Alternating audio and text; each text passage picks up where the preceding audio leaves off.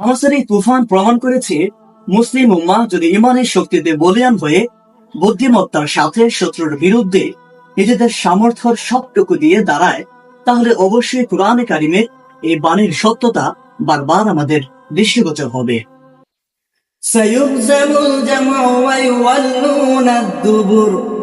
সত্য কথা এই যে এই দল অচিরেই পরাস্ত হবে এবং তারা পেছন ফিরে পালাবে।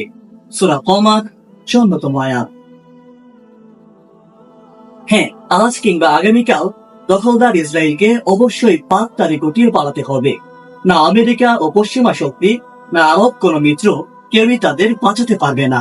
আল্লাহ তাআলা কোরআনে যেমন বলেছেন, ما ظننتم أن يخرجوا وظنوا أنهم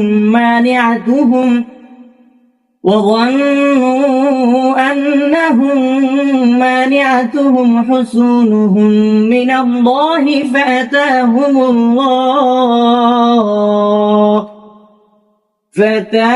الله من حيث لم يحتسبوا। তোমরা কল্পনাও করনি তারা বের হয়ে যাবে। তারাও মনে করেছিল তাদের দুর্গগুলি তাদেরকে আল্লাহ থেকে রক্ষা করবে। অতঃপর আল্লাহ তাদের কাছে এমন দিক থেকে এলেন যা তারা ধারণাও করতে পারেননি। সেদিন আসন্ন, যেদিন সূরা হাশরের এই আয়াতের দৃশ্যপট আবারও সামনে আসবে ইনশাআল্লাহ। শুধু প্রয়োজন মুসলমানদের একতা, ঈমানী দৃঢ়তা ও সর্বাত্মক প্রস্তুতি, আর বিশেষভাবে মুসলমানদের মধ্যে ঘাটতি বেড়ে থাকা মুনাফিক দল সম্পর্কে সচেতন ও সোচ্চার থাকা।